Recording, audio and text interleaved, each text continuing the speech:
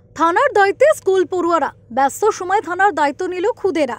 Duty অফিসারের table থেকে তদন্তকারী অফিসারের টেবিল, সব জায়গায় তখন খুদেদের দাপট।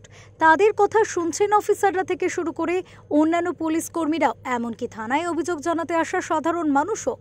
এদিন এমনই ছবি ধরা পড়ল নরেন্দ্রপুর থানায়। প্রসঙ্গত, একটি বেসরকারি স্কুলে ছোট ছোট শিশুরা এসেছিল নরেন্দ্রপুর থানায়।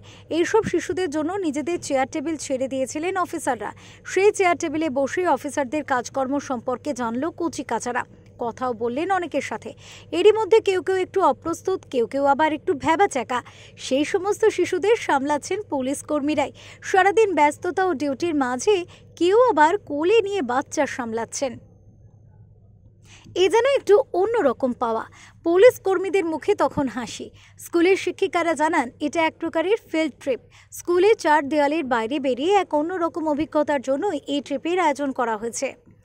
অ্যাকচুয়ালি এটা আমাদের কীর্তি কামালগঞ্জ থেকে আমরা এসেছি। তো আমাদের সিলেবাসে যেটা থাকে নেইবারহুড বা community helper as well as neighbouring place. তো পুলিশ স্টেশন ওদেরকে জাস্ট এটা আমাদের ওদের সঙ্গে এটা অ্যাডজাস্টেবল করা, field trip. The policemen are very good. They are very helpful for us, for our community. They are also community helpers. Why they are helping, how they are helping us, and what is the situation how they do care for us. All this.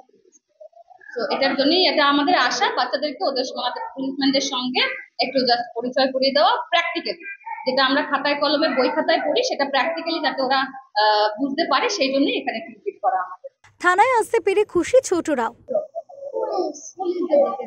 তোমার ভালো লেগেছে police station? ভয় লাগেনি তো?